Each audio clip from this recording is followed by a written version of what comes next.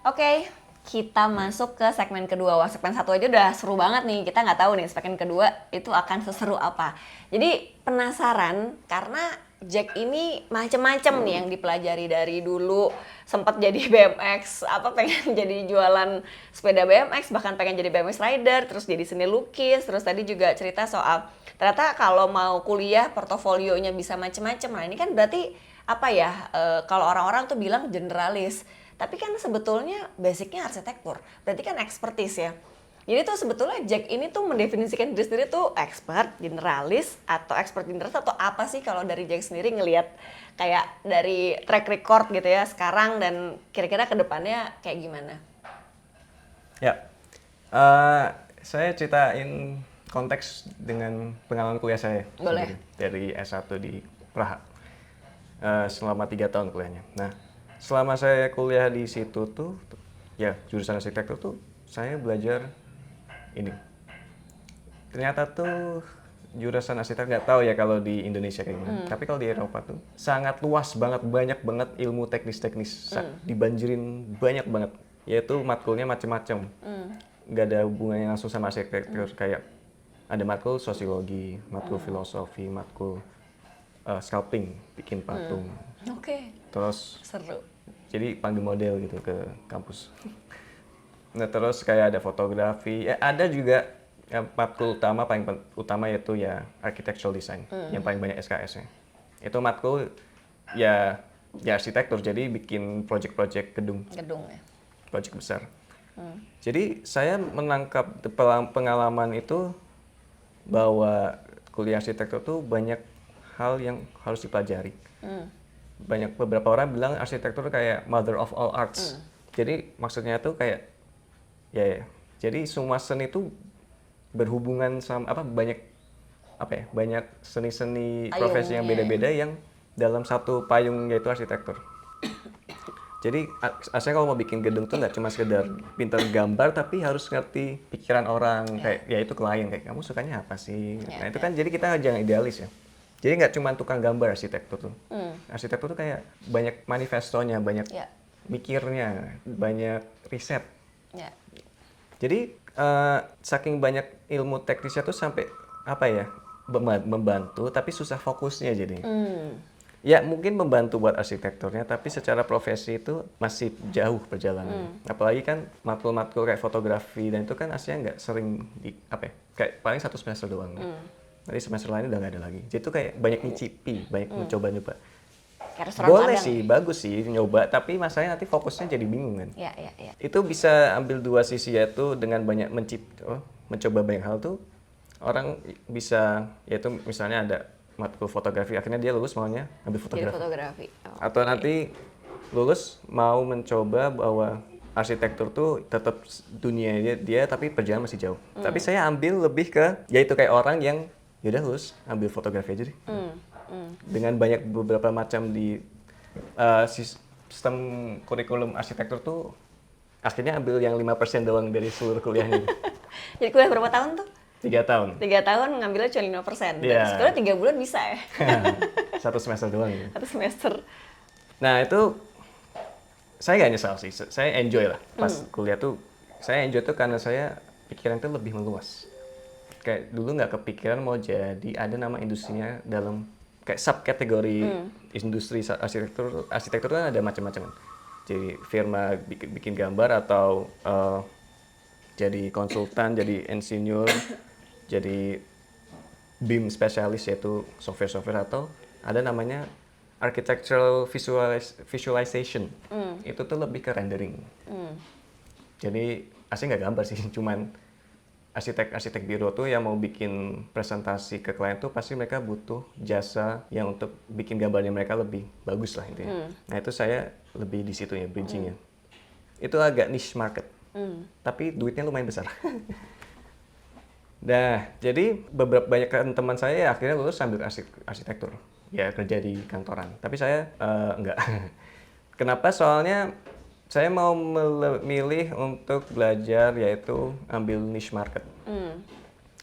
Jadi semua ilmu yang saya belajar serap itu nggak bisa dibilang bahwa itu tuh waktu udah habis. Apa? Waktu kamu dihabiskan 3 tahun tuh harusnya kamu 6 bulan, ya nggak juga. Soalnya tanpa 3 tahun tuh saya nggak bisa ambil simpulan bahwa ini nih maunya di sini gitu. I see.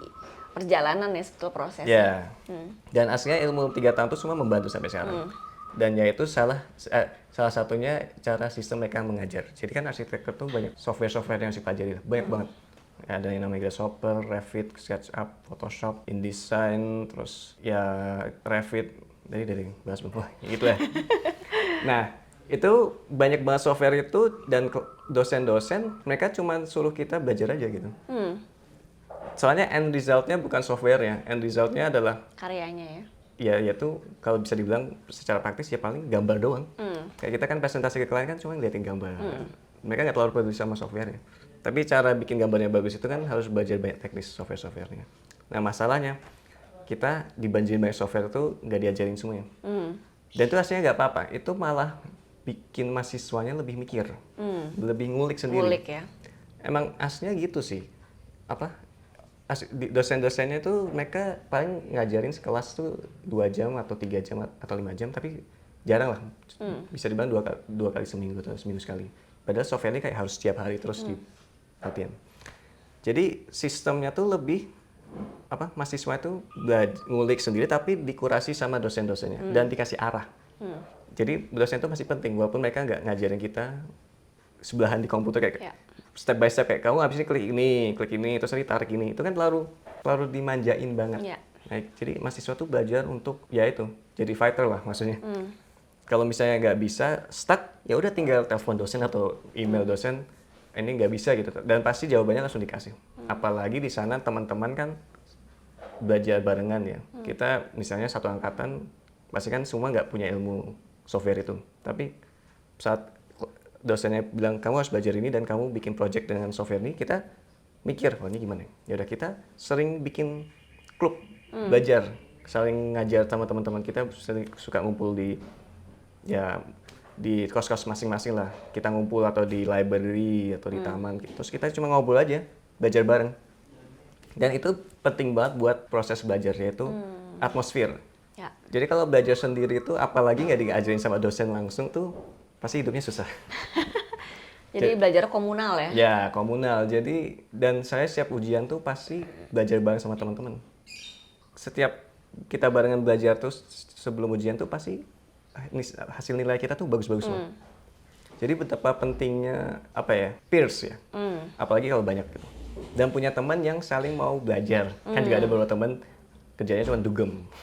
Ya itu saya nggak terlalu ikuti mereka lah. Ya Cari buat yang main-main berbeda. doang ya. Kelompok yang berbeda ya circle. Ya, yang dugem juga ikut lah, tapi ya sedikit lah. Tapi mostly saya sama orang-orang nerd lah.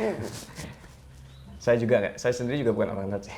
Saya juga nggak terlalu banyak ngulik, tapi setiap ada teman tuh kita ngulik tuh lebih eksponensial cara belajarnya, kayak lebih nyerap gitu daripada ngulik sendiri. Nah itu menarik sekali soalnya manusia tuh beda-beda ya. Ada teman tuh yang belajar cepet, ada yang lemot, kayak aku kayak di tengah-tengah lah. Tapi dengan banyak bakat-bakat level masing-masing tuh aslinya membantu sih. Kayak misalnya ada yang bakatnya tinggi banget, ya udah kita panggil dia ngajarin, kita langsung paham semua gitu. Yang lemot, lama-lama dia malah bisa naik juga. Ngikut. Akhirnya nanti Kamu di tengah ya? balapan akhirnya ilmu mereka. Nah gitu, jadi dengan pengalaman kuliah tuh arsitektur tuh selalu banyak ilmu ya. Teknis, mindset, dan presentasi. Kayak kita juga belajar banyak. Kita hampir setiap minggu presentasi ke puluhan orang. Dengan 50-an orang lah, dosen-dosen, seangkatan, cutting. Jadi nggak cuma kita harus belajar sendiri software dan project karya kita, tapi kita juga presentasinya tuh gimana cara yang enak. Dan setiap presentasi pasti kan kritiknya berat-berat itu, yang bikin sakit hati lah ya. Tapi saya udah bersyukur bahwa sejak sebelum kuliah tuh udah di JRU, jadi dengan lingkungan JRU kan juga gitu banget kritiknya kan, berat-berat. Jadi pas kuliah tuh kayak oh ya santai aja sih. Dan diterima langsung. Nggak personal, itu kan karyanya. Iya. Kritik. Jadi langsung kritik tuh penting, tapi orang-orang kan kadang-kadang seringkali nggak mau diterima gitu. Kayak nggak terima kalau dia tuh nggak bagus gitu. Padahal emang nggak bagus gitu. Jadi di perkuliahan arsitektur tuh dosen-dosen yaitu bisa dibilang mentor tuh bener-bener aku respect, soalnya mereka udah, kalau dosen yang bilang bagus-bagus terus tuh artinya bukan mentor itu. Dia cuman kayak Cheerleader. iya, ya penting kayak gitu. Iya, Tapi yang dosen galak-galak, yang galak-galak banget tuh yang aku respect lah. Soalnya dia bener-bener ini apa ini. Ya beberapa teman-teman pasti akhirnya udah benci sama kamu. Tapi kalau aku kayak ya ini harus dipertahankan Iya, hubungan. benar. Jadi gitu, kalau dirangkup pengalaman kuliah tuh gimana caranya dengan ilmu arsitektur yang banyak harus diserapi dan dibikin lebih merucut, lebih spesialis. Ya. Kurasi lagi ya. Nah, saat ini yang saya bikin studio ini, usaha ini, saya transfer pengalaman kuliah dan JRU tuh ke sini gitu. Yaitu pas saya ngajarin ke anak-anak yang tadi saya mention itu bahwa mereka tuh ngulik sendiri. Saya tuh kayak dosennya saya sendiri. Saya mentor mereka. Kayak dosen dulu waktu Ya, ngajarin ya. saya cuman membimbing aja lah, kurasi. Soalnya mereka kan nggak tahu market ya. Belum ada setahun. Sementara kan saya udah 3 tahun kuliah dan pengalaman dulu pas masuk kan gambar desain tuh kayak gimana tuh, walaupun nggak keren banget tapi jam terbangnya jauh lebih baik daripada anak. Jadi kemenangan saya buat mereka tuh ya mereka jago desain, tapi mereka nggak punya jam terbang dan strategical levelnya itu ya. iya, dan sense of art industri tuh. Nah itu industri. jadi saya tuh yang mengarahkan mereka ke style standar industri gitu. Nah, jadi akhirnya mereka yang ngulik sendiri, saya cuma kasih kamu belajar software ini, oke siap gitu. Walaupun saya nggak tahu softwarenya, nggak bisa begangnya, tapi mereka harus belajar dan end resultnya, gambarnya ya saya kurasi. Dan saya, kalau akhirnya bagus baru aku kasih ke klien. Kalau gambarnya belum bagus, ya harus direvisi terus dari kritikku sendiri. Jadi di studio ini lama-lama saya lebih ringan lah istilahnya. Soalnya nggak usah mikir gambar kan. Dan mereka aslinya juga lebih ringan. Kan mereka kan cuma gambar aja, nggak usah mikir klien, keuangan. Pusing yang lain-lain. Jadi aslinya imbang lah. Ya bisa bilang saya lebih banyak tidurnya dari mereka. Jadi dengan semua pengalaman itu dari riwayat saya itu semua tuh terkonek lah sekarang saat ini. Saat ini bener-bener pengalaman dulu yang kayak saya dulu tuh pengen jadi BMX tuh bener-bener pengen banget. Passionnya tuh gede. Dan saya bersyukurnya tuh orang tua saya tuh iyain aja gitu loh. Walaupun mereka nggak terlalu setuju, tapi zaman itu mereka kayak iyain. Karena mereka kan sadar bahwa kalau anak punya passion tinggi itu pasti entah passionnya apa aja, pasti udah tenang lah sebagai orang tua. Soalnya yang susah tuh kalau yang nggak punya passion tuh nanti hidup tuh buat apa kan? Nggak ada meaning gitu. Kayak kemana-mana nggak tahu gitu ya. Iya, tapi ya maaf ya sebagai anak-anak yang punya mimpi itu kan, saya nggak nyinggung, cuman saya mikir bahwa kalau punya mimpi tuh ternyata lumayan pengaruh gitu. Soalnya itu udah kayak punya target, kayak apalagi yang kamu suka itu pasti kamu kejar terus. Tapi kalau nggak punya target, nggak punya keinginan lah, yaitu sekonyol-konyolnya kayak itu kan BMX kan menurut aku konyol kan. Mau jadi BMX itu kan konyol, tapi passionnya tuh kental banget.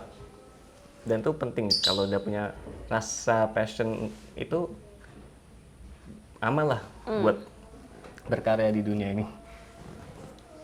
Jadi kalau beberapa yang SDM di tempat studio saya itu ada beberapa yang nggak terlalu suka desain. Caranya gimana? Ya dilakuin aja sih. Oke, ini kita segmen 2 kita sudahi sekarang nih ya. Jadi mungkin ceritanya awalnya kayak generalis gitu karena banyak banget yang dipelajari, tapi at the end ketika memilih sekarang 3D aja, itu tuh ternyata kayak back and forth juga ya. Jadi 3D spesialis niche banget nih, bikin karakter dan segala macam, tapi ternyata ilmu-ilmu arsitek kepake lagi gitu. Jadi expert generalis yang mana aja lah ya yang lebih berfungsi, lebih efektif buat bekerja secara optimal. Kurang lebih kayak gitu ya. Seru banget nih. Habis ini kita akan masuk ke segmen yang ketiga.